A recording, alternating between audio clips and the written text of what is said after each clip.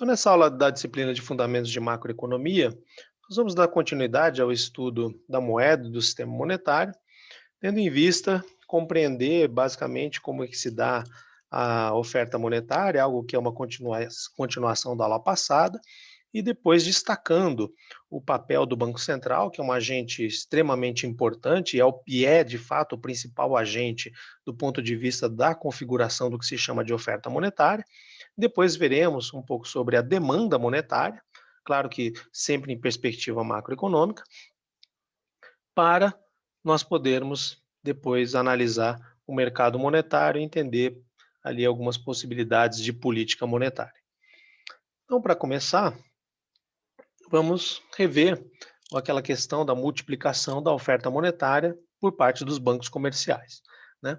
Bom, de fato, quem emite moeda e quem coloca moeda em circulação, e aí, digamos que efetivamente configura a oferta monetária da economia, é o Banco Central, né? Mas, como eu expliquei para vocês, os bancos comerciais, através da maneira como funcionam, eles conseguem promover um aumento da oferta monetária da economia através de um processo chamado de multiplicação. Bem, e aí vamos só rever então um pouco como é que é essa multiplicação monetária. Então o Banco Central emite, né, certa quantidade de moeda, de dinheiro, reais no nosso caso, parte dessa moeda emitida fica no caixa do Banco Central e outra parte é colocada em circulação. E ainda existe uma outra parte da moeda que é emitida, que é transferida diretamente para os bancos, não somente bancos comerciais, mas bancos também de investimento, através das operações diretas entre o Banco Central e esses bancos. Como isso é uma transação direta, né, do Banco Central com bancos comerciais de investimento, então a gente não considera isso como um papel moeda que é posto em circulação, tá? Porque aí é uma transação direta lá entre as duas partes, né? Banco Central de um lado, os outros bancos de outro. Então, o papel moeda em circulação, basicamente, ele vai estar em poder do público, né? Então, o papel moeda em poder do público. Lembrando que quem é o público? O público são as pessoas e as empresas que não são empresas bancárias. E, além disso, esse dinheiro pode estar como depósito à vista nos bancos comerciais, né? Então, esse dinheiro que está em circulação, ele está com o público, né, em pessoas físicas e empresas não bancárias, ou está depositado de forma à vista nos bancos comerciais. Bom, o dinheiro que está no banco comercial, ele, primeiro, ele tem que atender um requisito técnico do Banco Central, que é a chamada reserva compulsória. Bom, o que é a reserva compulsória? Né, o Banco Central determina algo que é chamado alíquota de reserva compulsória, na verdade é um percentual, né, que determina que parcela ou que percentual de um depósito à vista o banco comercial tem que manter como reserva compulsória, né? Compulsória é obrigatória.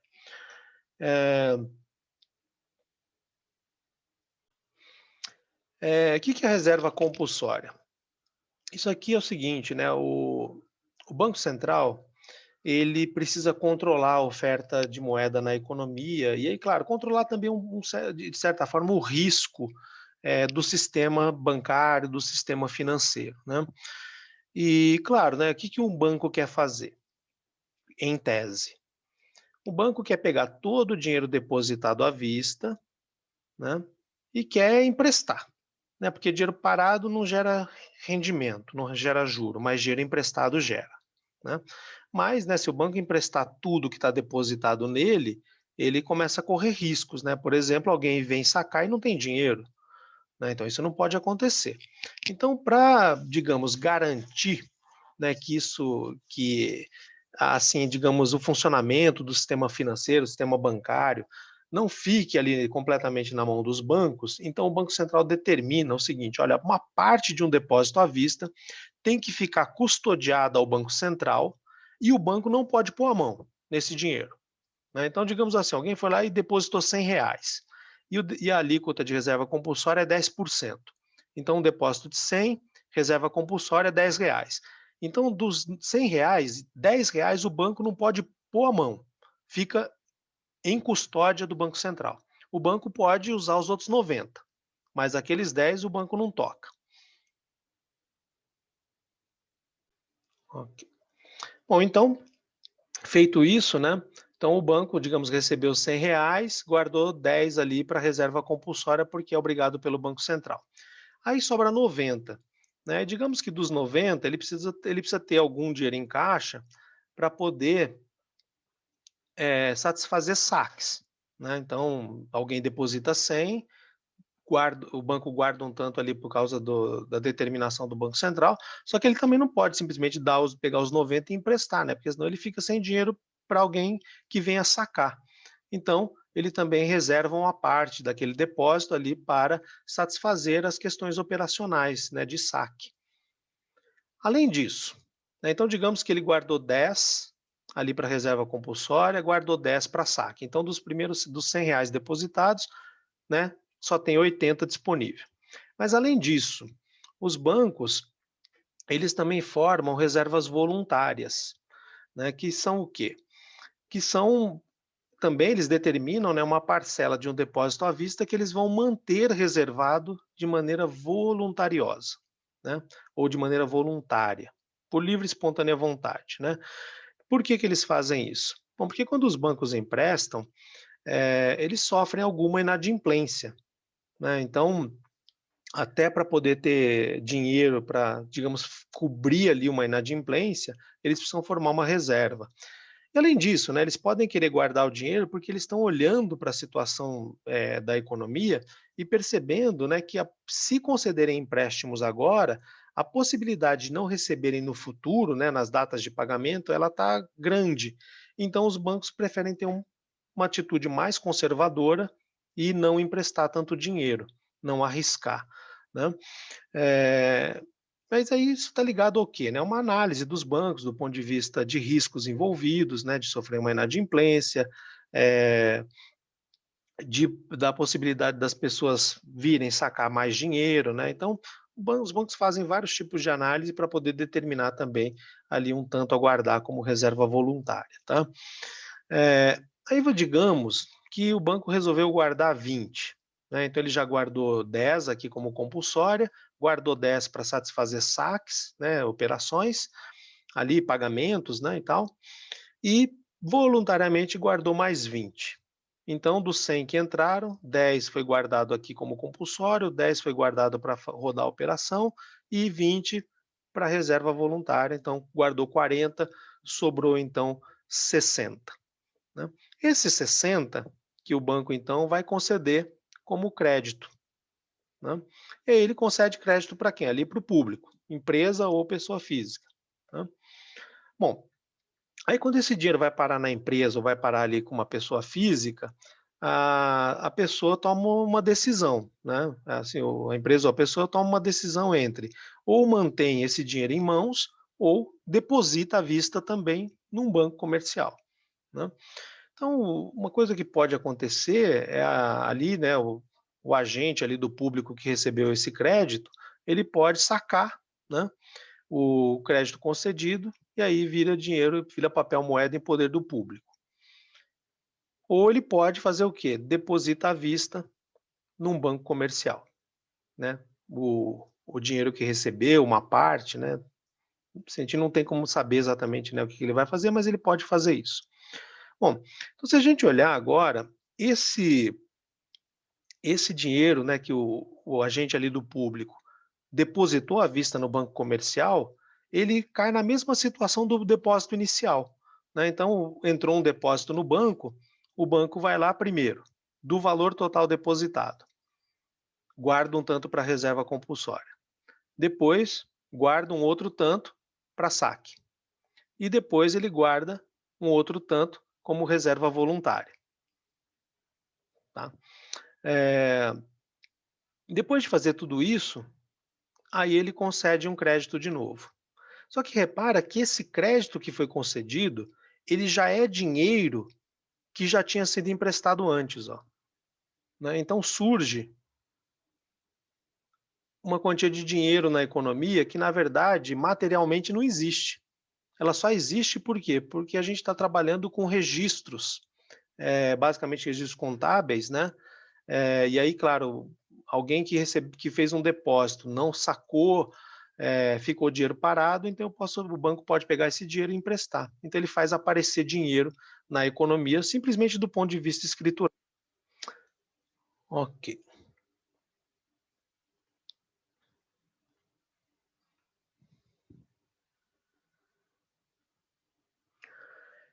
Então tem o dinheiro ali que, quando volta para o banco comercial como depósito, ele precisa atender todo ali aquele, digamos, aquela sequência, né, de restrições, né? Então precisa um tanto ir para a reserva compulsória, aí é percentual obrigatório definido pelo Banco Central. Uma parte vai ser guardada para saque, só que aí também é critério do banco, né, de acordo com as análises que ele tem ali de como estão sendo os saques. E outra parte ele reserva ali como uma reserva voluntária. E aí o que sobrou disso, daquele depósito inicial, aí ele vai e concede como crédito. Só que aí esse dinheiro, ó, ele fica entrando e saindo do banco, né? E é dinheiro que, na verdade, materialmente não existe, só existe escrituralmente. Então era o dinheiro que era de um depósito inicial que foi sendo reemprestado, reemprestado, reemprestado, e isso fez com que aumentasse a quantidade de moeda na economia, né? Só que, como eu falei para vocês, não é moeda material, né? Não vai ter cédula para tudo isso. Mas como parte de todo esse dinheiro é apenas registro contábil, então beleza, né? Você não precisa ter cédula para tudo isso. Você precisa ter cédula suficiente para poder que todas as operações aconteçam sem que haja um colapso. Aí beleza, a coisa vai, né? Então a gente tem um processo aí de multiplicação da oferta monetária por parte ali dos bancos comerciais. Agora repara aqui, né? O grande foco se dá sobre a oferta monetária. Bom, então vamos pensar um pouco sobre o que de fato, né, vai afetar ali a oferta monetária da economia como um todo. Então, em primeiro lugar, a própria quantidade de papel moeda que é posta em circulação, né? Então, olhando aqui só para setas fora dos parênteses, né? E MS aqui significa o quê? A oferta monetária da economia, né? Os meios de pagamento ou chamado de M1, que é a base monetária ampliada. Então, olhando para as setas de fora, né? Então, quer dizer que se o Banco Central aumenta o papel moeda em circulação, então isso aumenta a oferta monetária da economia. Ok. Quando o Banco Central diminui o papel moeda em circulação, ele diminui a oferta monetária da economia, né? Simplesmente colocação de dinheiro na economia, retirada de dinheiro da economia por parte do Banco Central.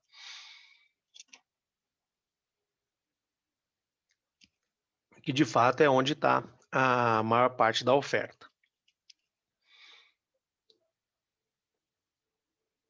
Bom, o que mais que afeta?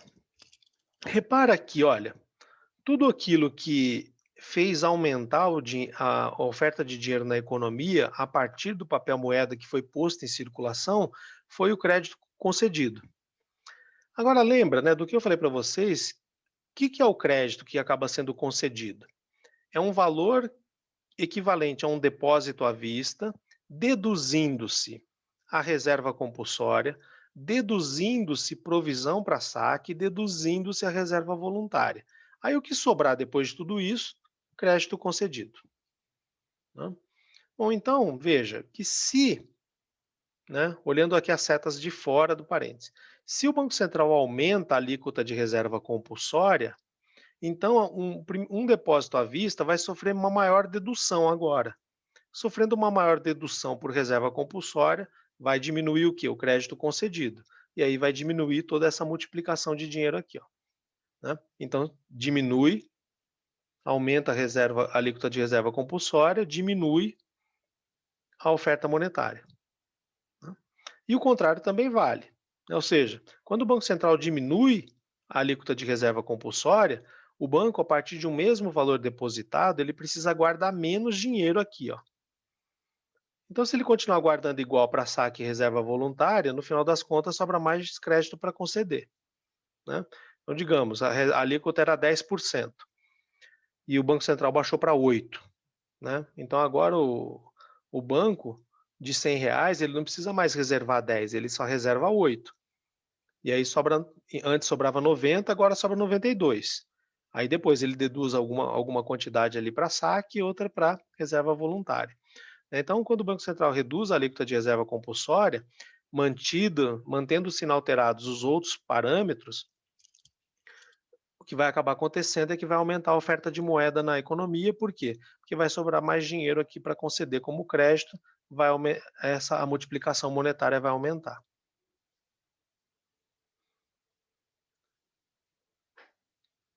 E o mesmo acontece com a reserva voluntária dos bancos, né? Quando os bancos eles guardam mais dinheiro de um depósito que foi feito, recebido por eles, né? Então eles colocam menos dinheiro para conceder como crédito. Então, se eles aumentam sua própria parcela de reserva voluntária, então isso vai diminuir a oferta monetária da economia como um todo. E o contrário também vale. Quando o banco diminui a sua provisão de reserva voluntária, né, sua alíquota de reserva voluntária, ele acaba colocando mais dinheiro a crédito concedido, então ele aumenta a oferta monetária da economia. Tá? E por fim, nós vamos olhar um pouco ali para o público. Então vamos voltar aqui para o público. Né? O público precisa tomar uma decisão, né? Se ele mantém o dinheiro em mãos ou se ele deposita no banco comercial, depósito à vista. Né? É, Aí, bom, o que acontece, né? É, Veja aqui, o, o dinheiro que vai voltar, que vai de alguma que tá foi emprestado ao público e que vai contribuir aqui para o crédito reconcedido e que vai ter algum efeito sobre a oferta monetária, é o dinheiro que fica que o público escolhe manter como depósito à vista, né? Porque o dinheiro que vai para em mãos, né, aí fica fora do sistema bancário, né? Então esse não vai gerar consequências do ponto de vista de multiplicação monetária. Então, no fundo quando o público escolhe aumentar é, os seus depósitos à vista ou manter a maior parte do crédito recebido como depósito à vista, é que eles aumentam o crédito concedido, que por sua vez aumenta a oferta monetária da economia. Tá? Quando o público faz de maneira diferente, agora olhando as setas dentro dos parênteses, quando o público resolve manter muito dinheiro consigo, ou seja, pessoas mantêm dinheiro em casa, empresas mantêm dinheiro lá nas suas sedes, isso diminui o volume de dinheiro que pode ser concedido como crédito, e aí, por consequência, diminui a oferta monetária da economia. Tá? Então, é dessa forma que ocorre esse processo, né, de amplificação, né, de multiplicação da oferta monetária primária lá do Banco Central, por parte das operações dos bancos comerciais. Bom, isso é um fator de acompanhamento por parte do Banco Central, tá? Então agora só vou mostrar para vocês um aspecto, aí esse é bastante técnico, tá? Que de fato é o que o Banco Central acompanha para ter uma ideia de como tudo isso aqui está acontecendo. Né? Então, repara, quais são os fatores importantes, qual é o fator importante para a multiplicação monetária? É o crédito que é concedido. Agora, esse crédito aqui é o dinheiro que foi depositado à vista e que sobrou depois de algumas deduções, que foram reserva compulsória, reserva voluntária, né, uso do público do dinheiro, né, saque, e que também, a partir da escolha do próprio público de um empréstimo recebido, quanto que o público resolveu retornar para o próprio sistema bancário comercial. Né? Então, nós temos aí 4 fatores, né? A reserva compulsória, reserva voluntária, quanto que o público resolve manter em dinheiro em mãos e quanto que o público resolve, do dinheiro que tem, quanto que o público resolve manter em depósito à vista, né? Então, esses 4 elementos que determinam aí a maior ou menor magnitude desse processo, tá? Então, agora eu vou mostrar para vocês um aspecto, esse é super técnico. Então, assim, não fiquem tão preocupados com a equação, tá? É só para mostrar para vocês como é que o Banco Central faz isso, só para dar materialidade para a situação, que é o chamado multiplicador da base monetária, né? Então, só lembrando, o que é a base monetária? Base monetária é o papel moeda e poder do público, mais as reservas que são feitas pelos bancos comerciais, tanto reservas compulsórias quanto reservas voluntárias, tá? Ou seja, é o dinheiro que não está dentro dos bancos comerciais e, se estiver, o banco comercial não está usando para concessão de crédito, tá? Então é dinheiro parado. Ok. Só que acontece, além do papel moeda que está com o público, né, fora dos bancos comerciais, além das reservas que estão dentro dos bancos, mas não estão sendo concedidas como crédito, existem a parcela do depósito à vista que está sendo concedido como crédito, né? E aí isso nos leva a uma outra definição monetária, que é o que? A oferta monetária, também chamada de M1, tá? Isso aqui é só uma denominação técnica, tá? O papel moeda em poder do público é chamado de M0. Aí quando eu junto o M0, que é o papel moeda de poder do público, com os depósitos à vista, aí eu passo a denominar isso aqui, né? Essa junção aqui de M1, tá? É só um nome técnico, que é de fato que a gente entende que seja oferta monetária da economia. Agora, o que acontece? A oferta monetária da economia, ela tem uma relação com a base monetária. E efetivamente ela é o quê? Ela é um múltiplo. Ela é uma amplificação da base monetária, né? Conforme nós vimos agora há pouco, quem faz essa amplificação? Sistema bancário comercial. Então, a oferta monetária, ela é um K, uma constante K vezes a base monetária. O que acontece é que essa constante é maior que 1, né? Por isso que eu tenho uma amplificação, tá, da base monetária. Agora, como é que é esse multiplicador de fato? Ele é assim, ó, né? Como eu disse a vocês, isso é uma questão super técnica, não fiquem tão preocupados, tá? Só estou mostrando para vocês terem uma ideia de como é que o Banco Central faz esse monitoramento de fato. Essa é a equação, tá? Multiplicador monetário, esse K que está aqui, ó, que é o fator que me diz quantas vezes essa base monetária está sendo amplificada numa oferta monetária da economia, dado por essa equação. O que são esses fatores, né? Primeiro deles, o C, é a parcela do papel moeda em poder do público, que o público, perdão, a parcela do M1, né, ou seja, o dinheiro que está com o público mesmo, em mãos, ou o dinheiro do público que está em depósito à vista, quanto que desse total está em mãos do público, né? Então isso aqui é aquela parcela do saque, né? Que aí, como eu disse a vocês, o dinheiro sacado, como ele não retorna como depósito à vista, então ele não alimenta o processo de concessão de crédito, né? E aí repara, ó, que como ele está aqui embaixo, está no denominador, né? Quando ele aumenta a base. E aí, então quer dizer que a razão como um todo diminui, né? O que faz sentido, né? Ou seja, se o público mantiver mais dinheiro fora do sistema bancário, vai ter menos dinheiro para ser concedido como crédito, né? E aí, portanto, vamos ter menos multiplicação monetária. E aí a oferta monetária vai diminuir. O que é o D? Aí o D também diz respeito ao público, né? D de depósito à vista. Então veja aqui, ó, o M1, que é a oferta monetária da economia, ela pode estar em dois formatos, ou papel moeda em poder do público, ou depósito à vista. Só tem esses dois destinos.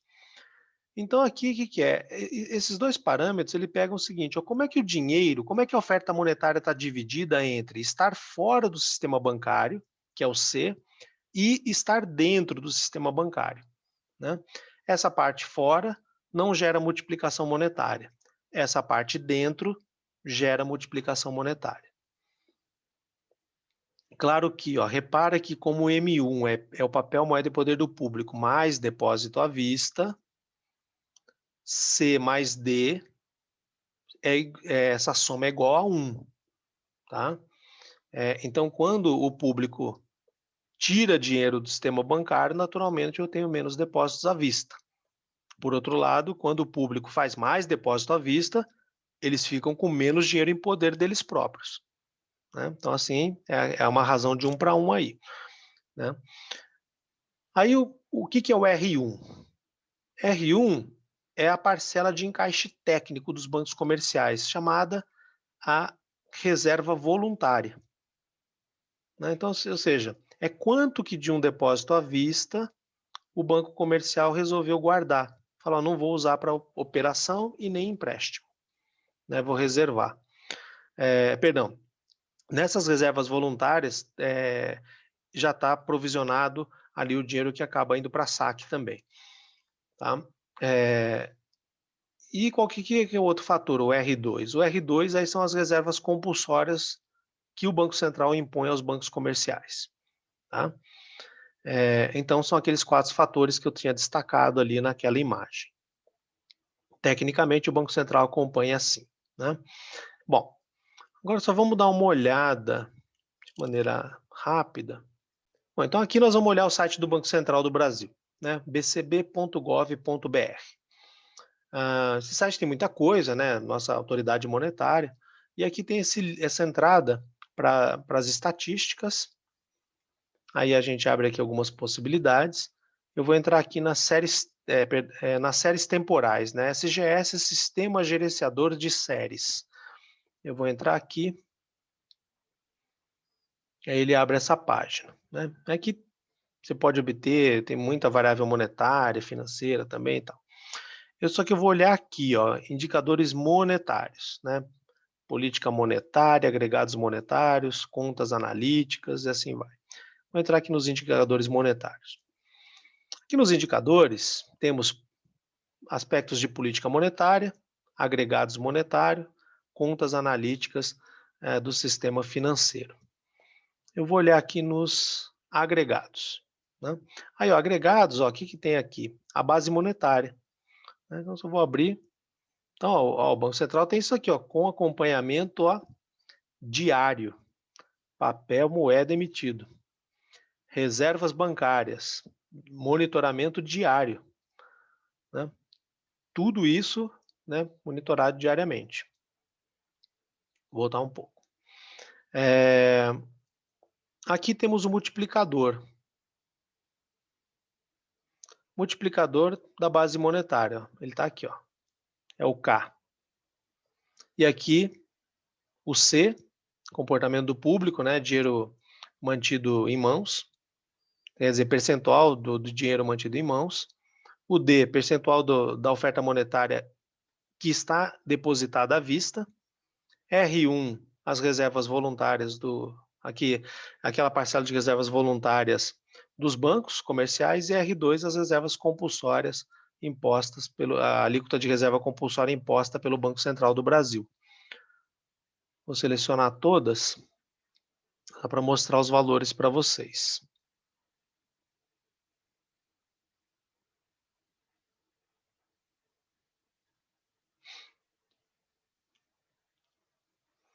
Aí os dados são dados mensais, tem desde 31 de janeiro de 92, não vou pegar tudo isso não, vou só pegar, mas sim, quem quiser depois consultar, você pode pegar desde 92, aqui eu vou pegar 2019 só, e vou pegar do dia 2 de janeiro, tá? Dá para baixar o arquivo depois se quiser, tá? Fazer um monte de coisa. Vamos lá, né? O que será que deve ser isso, né? O que será que vocês devem pensar sobre quanto que as pessoas guardam de dinheiro, né?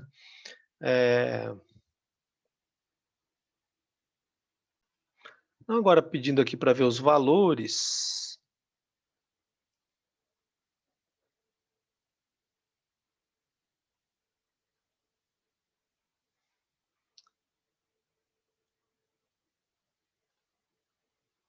Aí, ó, repara numa coisa, ó, o nível de acompanhamento, ó, o último dado, ó, isso aqui o Banco Central calcula isso aqui mês a mês, o último dado é de fevereiro, né? Não tem março, mas ó, é bem, né? E olha quanto que está a multiplicação monetária, que é esse índice aqui, que é o 7534, tá? O multiplicador monetário. Está em 1,45. Quer dizer, ó, que todo o dinheiro, né, que entrou, ali, ó, você pega todo o dinheiro e poder do público, e mais as reservas, esse valor está multiplicado em 45% pelo processo de multiplicação comercial dos bancos comerciais, né, de multiplicação monetária dos bancos comerciais. Tá? Essa é a amplificação que os bancos conseguem fazer em cima daquele dinheiro que está fora do sistema de crédito. Né? Eles aumentam em 45%. Né? Se você voltar um pouco para trás, ali 2019, né, estava ali em 30 e poucos por cento, aumentou um pouco, né, com o passar do ano. Aí chegou ali janeiro, aí 2020 no início, né, tá ali ainda em 1,30 e pouco. Depois março, né, 1,39, abril 1,42, aí depois caiu um pouco, né, por conta da pandemia, né, muita gente perdeu renda e recebeu auxílio, né, o auxílio foi feito direto pela Caixa e muita gente sacou o dinheiro, né, porque as pessoas não têm conta, né, ou preferem ter o dinheiro em mãos, né, para poder usar. E aí agora voltou a crescer a multiplicação monetária. Esse índice aqui, ó, o 7530, esse aqui é o dinheiro em mãos. E o 7531 é o dinheiro do público que está em depósito à vista. Aí chegou mais perto, quem falou em 50%. Hoje em dia, o último dado do Banco Central, a divisão está mais ou menos ali no meio a meio. Né? Se voltar ali no tempo, né? Já no começo de 2019, 54% em mãos, 46% em depósito à vista. Né? Aí, como foi agora mais período mais recente, está mais ou menos no meio a meio. Período da pandemia, né? Começa a olhar aqui março, né? Você repara que caiu um pouco, né? O dinheiro vinha mais alto aqui, dinheiro em mãos, caiu um pouco e depois, e aí, claro, alimentou aqui a parte de depósito à vista. Essa coluna são os dados do fator C do multiplicador monetário. Esse aqui são os dados daquele índice D do multiplicador monetário. Aqui é o percentual de depósito à vista que os bancos comerciais, né, que o sistema bancário comercial está guardando como reserva voluntária. Né? Então vinha aqui, ó, mais ou menos em 22, 21, né? Aí repara aqui, ó, quando chegou em março, ainda manteve 21, 21, aí depois o banco começou a guardar mais, ó, 25, 24, né? Ou seja, entrou um depósito, 25% o banco guardou voluntariamente. 24, 25, e aí agora só mais lá para frente que eles voltaram a baixar, né? Por que teve esse aumento aqui? Porque aqui foi o começo ali da situação, né, de suspensão de atividades. Os bancos falaram, opa, o que está acontecendo, né? Isso aqui está arriscado, pera lá, vamos com calma, né? Sem conceder tanto crédito assim, vamos, porque depois a gente não tem de volta. Então isso reflete um pouco ali, né, o que é a percepção do banco, do sistema bancário comercial em relação aos riscos da concessão de crédito, né? Então, sempre quando esse número aumenta, quer dizer que os bancos estão percebendo maior risco. Quando esse número aqui diminui, quer dizer que o banco está guardando menos e aí está soltando mais dinheiro, né? Está percebendo um pouco menos de risco. E aí aqui, ó, 7533 é o quê? É o comportamento monetário, é aquele R2, que é a reserva compulsória. Então, hoje, né, no passado, ali 2019, a alíquota de reserva compulsória era um pouco acima de 20%. Dezembro de 2019, fechou em 20%, começou 2020, o Banco Central, né, aumentou a exigência de reserva compulsória a 24%, só que aí quando começou ali a suspensão das atividades, né, precisava ter crédito, o Banco Central soltou, né, baixou a alíquota, ó, era 20 e pouco, veio para 19, tal, principalmente aqui depois de outubro ela vem caindo, ó, 16, 13, 15, 14%, né, que o Banco Central quer com isso? O Banco Central quer que os bancos concedam crédito, né? Porque como as pessoas estão sem renda ali do trabalho, né? Elas são de renda, não só pessoas, empresas, né? Então a gente está no momento em que precisa haver crédito. Só que, pô, olha só os bancos estão olhando para a economia e falam, caramba, como é que eu vou soltar crédito? Se as pessoas estão sem renda, vão perder emprego, empresas, né, infelizmente vão fechar e tal. O banco fala, eu não vou ficar soltando dinheiro à toa, não, eu vou com mais calma, né, vou com mais critério. Então, quem tem que fazer aumentar a oferta de crédito na economia, né, a disponibilidade de moeda do Banco Central, aí ele abaixa a alíquota de reserva compulsória, né? Repara aqui, ó, nesse processo aqui, ó, de redução da reserva compulsória, né, que você vai vendo pelos números, você olhar aqui, claro que esse aumento do multiplicador monetário não é só por causa da reserva compulsória, né? Tem um pouco da influência da reserva voluntária também, mas, né, você vê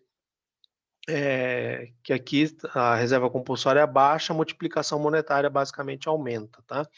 Então, o Banco Central monitora isso de perto, para poder ter uma ideia do que está acontecendo na economia, porque precisa ter disponibilidade monetária para que as transações aconteçam, né, tudo funcione, ok?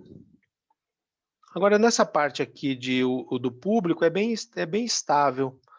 Mudou mais recentemente por conta da situação de pandemia, né, mas geralmente essas parcelas são bem estáveis e, assim, ó, tem muito dinheiro fora do sistema bancário comercial, pouco mais da metade, né, ou seja, isso aqui é transação com dinheiro vivo, dinheiro em espécie. É bastante, né? Por isso que eu perguntei aquilo para vocês, né? Porque às vezes a gente olha para a vida da gente, né? E ela está muito assim distante do que é a realidade agregada, né? Por exemplo, meu índice aqui, ó, de dinheiro em mãos é zero, né? Agora para a economia como um todo é metade. Então, o Banco Central faz um super acompanhamento disso para poder controlar a oferta monetária da economia. Mas como eu falei para vocês, né, isso aqui é só um fator técnico que eu queria mostrar para que vocês vejam, né, que isso de fato é feito mesmo, tá?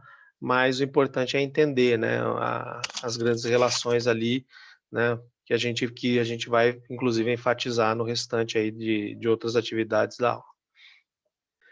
Aí um outro aspecto que eu falei para vocês era sobre aquelas denominações M0, M1 e tal, né? Então, isso aí são nomes que são dados para agregados monetários. Então, quando a gente pensa sobre moeda, ativos, a gente tem que pensar sobre o conceito de liquidez, né?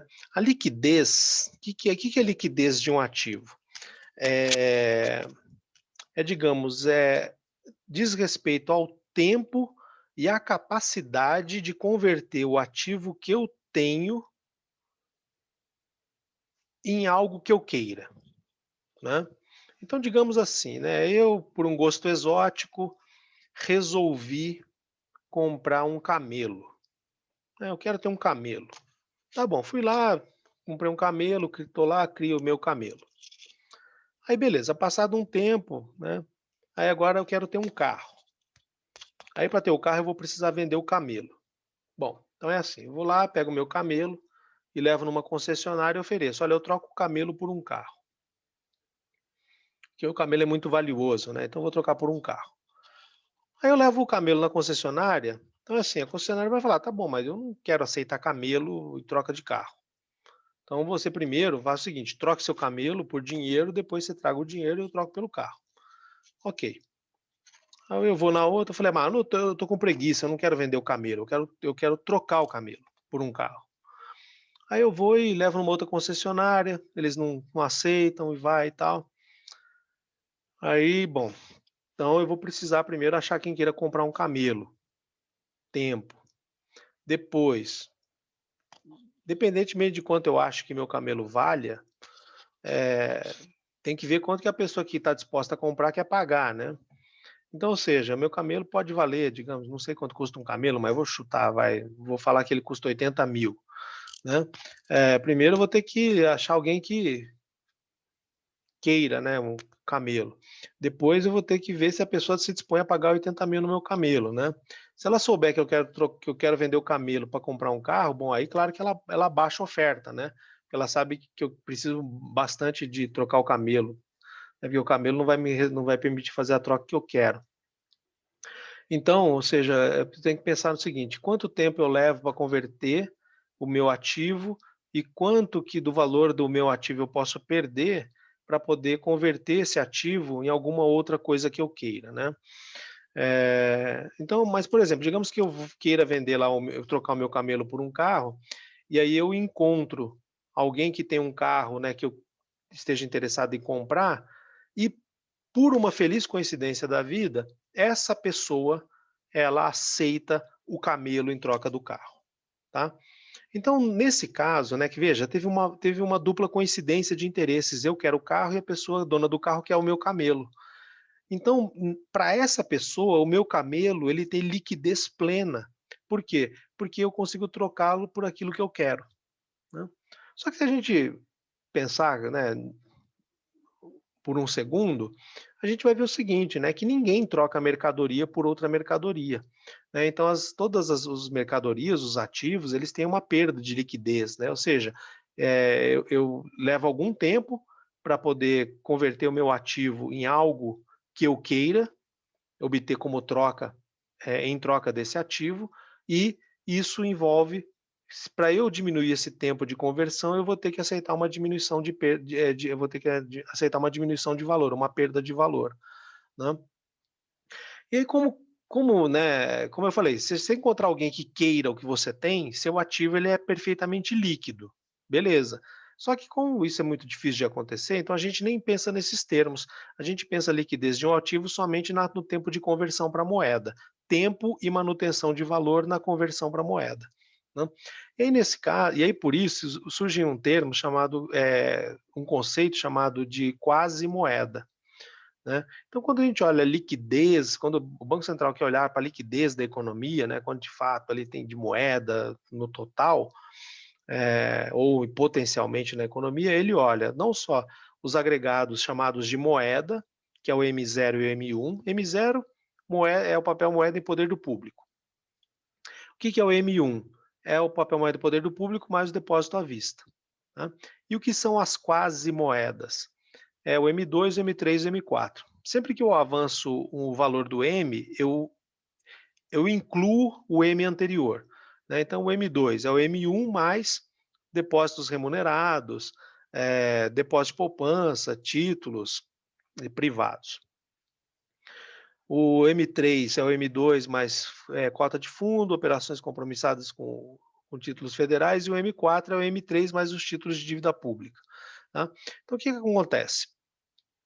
Aqui, ó, essas denominações de moeda, o que eu tenho? Liquidez plena, né? Só que eu tenho perda de valor real, né? Por quê? Porque acontece a inflação, e aí a inflação diminui o, o valor do dinheiro, né? Porque ele não rentabiliza, o juro é zero. Tá? Depósito à vista, juro zero, moeda guardada no bolso, né? Em casa, debaixo do colchão, no cofre, onde quer que seja, não rende juro. E sofre efeito da inflação, então perde valor real. A contrapartida é ter liquidez plena, dinheiro pronto para ser usado. Conforme eu avanço aqui no sentido dos outros agregados, né, eu coloco meu dinheiro em formas que têm rendimento e preservação de valor, né, ou seja, eu evito efeito inflacionário e ainda ganho dinheiro por causa de ter depositado esse dinheiro, o meu dinheiro em outras modalidades, eu perco liquidez, né? Então, quanto mais eu avanço aqui, menos liquidez eu tenho, mas mais eu mantenho o valor e maior é o juro, tá? Então sempre vai ter uma troca aí entre ganhar rendimento e preservar valor e ter liquidez, ou seja, o dinheiro poder ser usado de fato. Isso por quê, né? Por exemplo, você pega aqui depósito de poupança. Você pode sacar a qualquer momento? Sim, você pode, né? Só que se você não esperar dar um aniversário, você perde o rendimento. Então, ou seja, o tempo é imediato, só que você tem perda de valor para converter para moeda. Diferentemente do dinheiro que está no bolso, né? O dinheiro que está no bolso já é a moeda. Depósito à vista também, né? Conversão, tempo de conversão, zero. Mudança de valor, não tem, né? Porque já é moeda plena, liquidez plena. Agora, você bota numa forma remunerada, poupança, você não esperar o aniversário, você não ganha o valor, você não mantém valor. Perde valor, embora o tempo seja imediato. Título privado, né? Aí você vai ter que esperar ou também vencer, aí você perde tempo, ou se você quiser reduzir o tempo para agora, você vai ter que sofrer um desconto de valor, tá? Então, não tem jeito. Se você mantiver tempo, você perde valor. Se você mantiver valor, você leva tempo para poder pegar essa moeda, tá? A contrapartida é que você ganha juro e se preserva de efeitos de inflação. Então, é uma troca, né, que existe inevitavelmente. Bom, isso é importante, né, não só para a gente ver esses agregados, né, que o Banco Central acompanha também, né, o Banco Central acompanha isso aqui também diariamente. Porque isso vai nos dar uma ideia de qual é o grau de monetização que tem na economia, que é o quê? É a divisão do valor do M1 pelo valor do M4, né? Isso dá algum sinal, por exemplo, algumas características da economia fazem com que o grau de monetização da economia aumente ou diminua, né? Então, por exemplo, quando tem aumento da inflação. Bom, se tiver aumento da inflação, né, então se eu mantiver dinheiro em mãos, o dinheiro, o papel moeda e poder do público, ele vai sofrer efeito da inflação, que é o dinheiro perde valor. E ou aumenta a taxa de juros, né? Então, o que que acontece quando eu tenho um desses dois efeitos ou os dois ao mesmo tempo? Quem tem dinheiro vai preferir fazer o quê? Vai preferir tirar dinheiro lá do M1 e colocar em alguma forma em direção ao M4, né? Ou seja, vai tirar dinheiro que não rende juros e não se protege da inflação, ele vai colocar em alguma modalidade, alguma aplicação que rende juros e protege da inflação. Só que com isso vai diminuir aquela parcela de dinheiro chamada M1, né, que é a oferta monetária de fato. Então, quando a gente tem inflação ou aumento de taxa de juros, quem tem dinheiro prefere aplicar em alguma forma de menos liquidez. Em contrapartida, né, e por causa disso, né, como a aplicação vai para menos liquidez, diminui a liquidez da economia, né, diminui a monetização da economia. E de forma contrária, né, quando a inflação abaixa e ou as taxas de juros abaixam, né, fica menos atrativo fazer uma aplicação financeira, né, que as pessoas fazem? Elas retêm mais dinheiro consigo, né, porque você não tem problema de sofrer efeito de inflação, porque a inflação está menor e a taxa de juros é pequena. Então não é atrativo a gente aplicar nosso dinheiro numa modalidade que vai tirar liquidez do dinheiro. Então a gente tende a manter menos dinheiro aplicado, né? Tende a manter mais papel moeda em poder do público. E aí o que acaba acontecendo? Aumenta, né, a relação M1 sobre M4, por quê? Porque tem mais dinheiro em poder do público, a economia está mais monetizada, né? Se vocês se lembram ali dos números, um pouco da tendência dos números do multiplicador, eu mostrei para vocês que o multiplicador aumentou, né? O, aqui nos últimos tempos, né? Então o multiplicador vem lá de 1,30 e pouco, né? Vem aumentando, claro que o aumento não é, linear, né? Não é retilíneo, dá uma oscilada um pouco, né? Mas olha, ele vai aumentando, fecha aqui com 1,40 e pouco ou até 1,50. O que aconteceu, né? Por que nós tivemos mais monetização aqui da economia?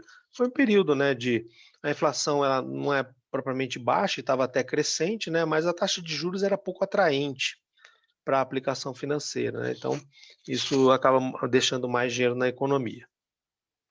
Então, com isso, a gente percebe o seguinte, né, que para as pessoas que têm dinheiro, é importante o que está acontecendo com a inflação e com a taxa de juros, né? Inflação, no sentido de se proteger, né, do efeito corrosivo que a inflação tem, né, faz a gente perder poder de compra, e a taxa de juros, né, gera rendimento para a gente. Quando a taxa de juros está alta, a gente aplica mais, a gente aceita perder liquidez, né? Isso vale para a economia como um todo, a economia desmonetiza. Quando a taxa de juros fica baixa, aí assim, né, deixar o dinheiro aplicado ou não, o juro é tão pequeno que você fala: "Ah, meu, não vou aplicar nisso não", né. Deixa o dinheiro na conta lá, pelo menos está na minha mão, a hora que eu precisar, né, eu pego sem problema. Aí você vai ter mais dinheiro dentro da economia, a economia vai ficar mais monetizada, tá. Isso tem a ver com um pouco com o que nós vamos ver sobre demanda, de moeda na economia. Mas até a gente tratar disso, vamos olhar, eh agora sim, vamos falar do Banco Central, né, essa nossa autoridade monetária, não é a autoridade monetária máxima, tá, então o Banco Central ele está sujeito ao chamado Conselho Monetário Nacional, que esse sim é que determina como que deve funcionar a como o Banco Central deve agir do ponto de vista da condição de política monetária, né. Agora, o Banco Central é a autoridade monetária que, de fato, implementa a ação. Todas as ações monetárias implementadas são implementadas pelo Banco Central, que tem muitas funções, entre as quais é que eu vou destacar agora para vocês.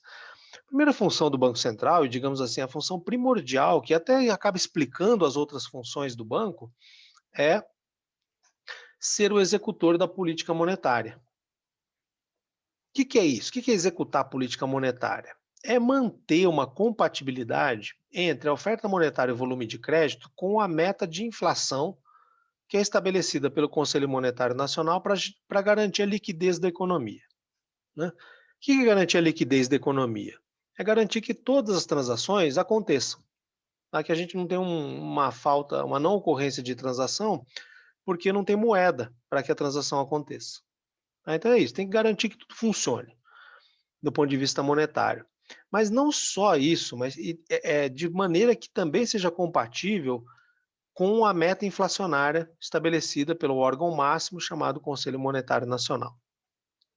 Então essa é a grande função do Banco Central, tá? Só vou fazer uma ressalva aqui, o seguinte, que eu estou chamando de grande função do Banco Central, tá?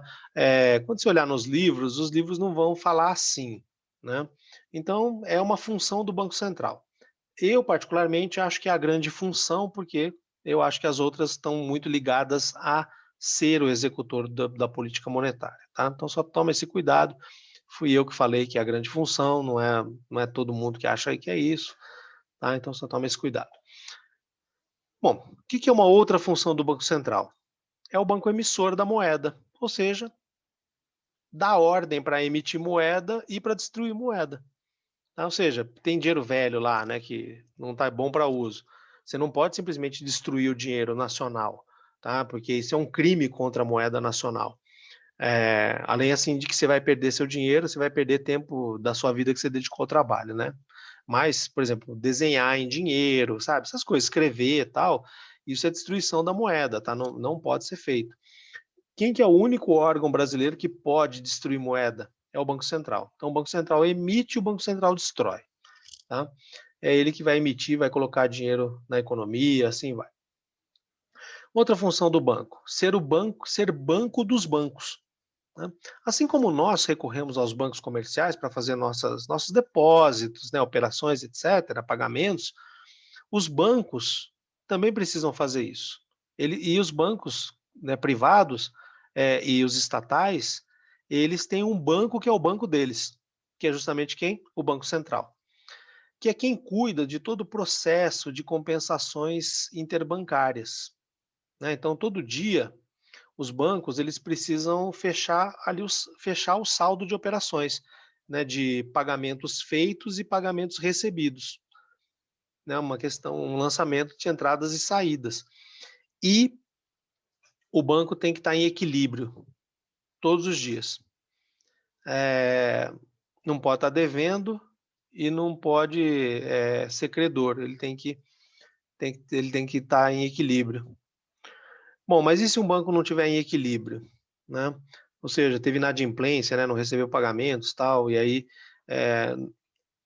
tá com dívida não fechada e assim vai. E aí, claro, tem banco que tem pagamentos não esperados, tá com crédito não esperado. O que que acontece? Aí os bancos têm um sistema de compensação, né? Então eu digo para um banco, né, que um pagamento que eu recebi, na verdade é dele, e ele precisa fazer isso comigo, né? Então o dinheiro tem que parar no seu devido destino. Só que pode acontecer que um banco não consiga fechar suas operações. Então o que que ele faz? Ele vai e recorre ao Banco Central. Vai lá e pede emprestado para o Banco Central. Através de uma operação chamada de redesconto bancário, né, que tem um instrumento chamado redesconto bancário, que é o quê?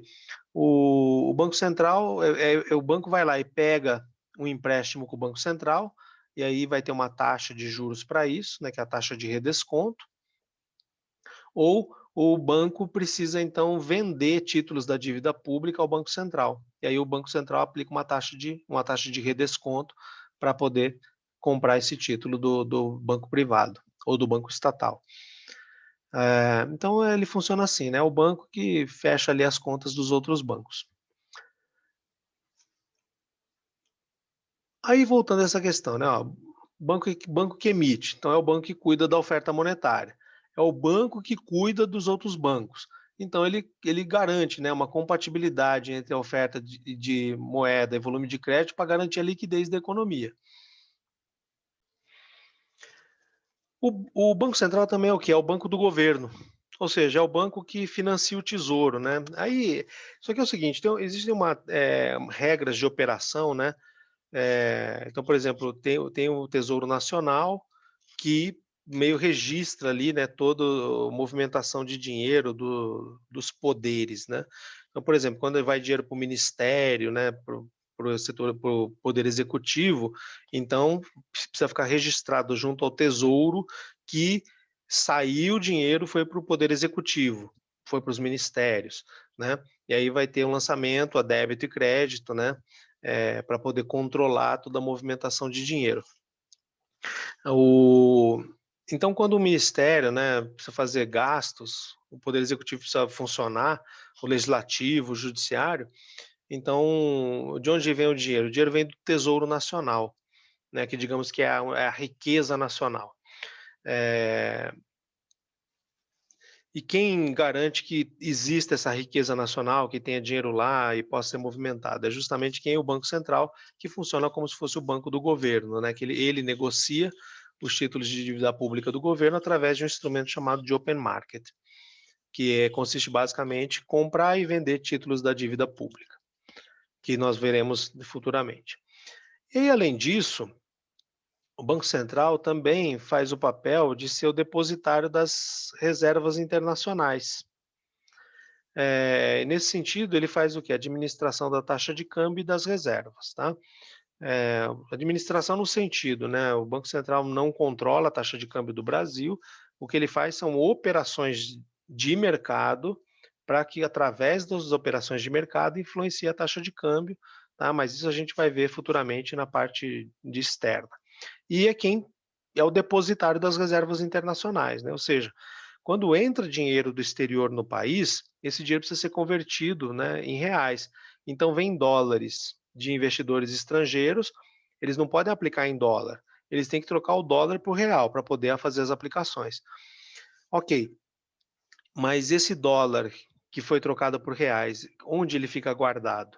Fica guardado no Banco Central. Tá? O Banco Central é o depositário de reservas internacionais.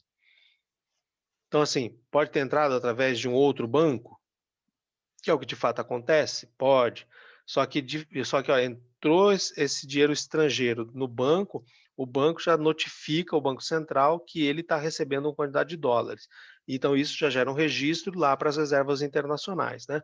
Então, assim, o banco pode, o dinheiro estrangeiro, ele até pode estar num banco, né, num outro banco. Mas a hora que você olha o registro, é como se ele tivesse todo no Banco Central, tá? E claro, né, o banco não pode fazer o que quiser com dinheiro estrangeiro, tá? Simplesmente não pode, existem leis para isso, mas ele precisa declarar que esse dinheiro está lá, né?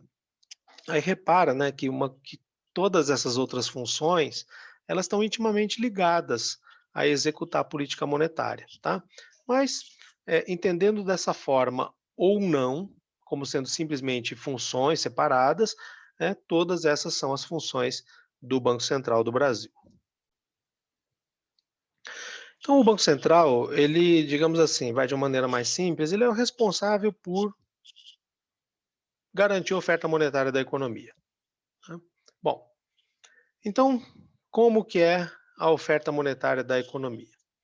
Então, se a gente olhar aqui num gráfico em que eu tenho taxa de juros no vertical e quantidade de moeda na horizontal, tá? Um gráfico parecido com aqueles de mercado que vocês estudarem em microeconomia e parecido com aquele gráfico do equilíbrio macroeconômico. No eixo vertical, uma variável de preço. Só que aqui, como a mercadoria é moeda, o preço da moeda é a taxa de juros, né? Então pensa assim, ó, eu não tenho dinheiro, eu vou pegar um crédito. Quanto que eu tenho que pagar para poder ter dinheiro, receber dinheiro emprestado? É a taxa de juros, né? Quer dizer, o que eu pago de fato são os juros. Agora, os juros são calculados como? Por uma taxa de juros, né? Eu tenho que devolver o que eu peguei emprestado, né? Mais um pagamento por ter feito isso, que é o juro, né? Então, a taxa de juros ela acaba funcionando como um preço do dinheiro, né? Então aqui é preço. E aqui é o quê? Quantidade da mercadoria. Só que a mercadoria aqui é moeda, né? Bom, então como é que é a oferta? A oferta monetária ela é considerada inelástica à taxa de juros, ou seja, a taxa de juros não afeta a oferta monetária, tá? Bom, quando eu tenho essa situação, a oferta monetária é entendida como sendo assim, ó, vertical, né? É uma oferta, tem uma quantidade de moeda ofertada, vai definir a curva de oferta monetária, que é considerada inelástica à taxa de juros. Ou seja, se a taxa de juros for baixa, a oferta é essa aqui. Se a taxa de juros já for média, a oferta é essa aqui. Se a taxa de juros for alta, a oferta é a mesma. Ou seja qual for o valor da taxa de juros, o nível de oferta monetária é o mesmo, tá? Ou seja, a oferta monetária é considerada independente da taxa de juros. Quando a gente tem essa situação de independente em economia, a gente chama de inelástico, né? O independente, uma variável que é independente de outra, é uma variável que não é afetada por outra. Uma variável que é inelástica em relação a outra é uma variável que também não tem sensibilidade em relação a essa outra. Ou seja, é a mesma ideia de independente, tá? Então, em análise monetária, admite-se geralmente que a oferta monetária é assim, vertical, tá? Digo geralmente porque existem pessoas que acham que a oferta monetária ela, ela tem alguma inclinação aqui, ó, no sentido positivo. Ou seja, quanto maior for a taxa de juros, maior é a oferta monetária, né? Parecendo com uma curva de oferta de empresa, né? Mas aí é um debate, tá? É um debate que existe, super específico da área monetária. Quando a gente não está nesse nível, né? A gente está num nível assim de entender mais ali o geral e a abordagem mais usual, então a gente admite que a oferta monetária é assim, ela é vertical, né? Então, ou seja, o Banco Central determina a oferta monetária para fazer o quê? Para compatibilizar o nível de oferta de moeda e de crédito com a meta de inflação e garantindo a liquidez da economia, tá? Não tem nenhum sentido relativo a calibrar a oferta monetária com base na taxa de juros, tá? O que acaba acontecendo é uma outra coisa, que é isso eu vou explicar para vocês na próxima aula, que aí a gente sim vai poder ver a parte de demanda de moeda e aí o Banco Central agindo, a demanda sofrendo alguma mudança e ver como é que o mercado monetário acaba, né, tendo uma dinâmica e o Banco Central acaba operando para poder controlar ali o que seria o equilíbrio do mercado monetário.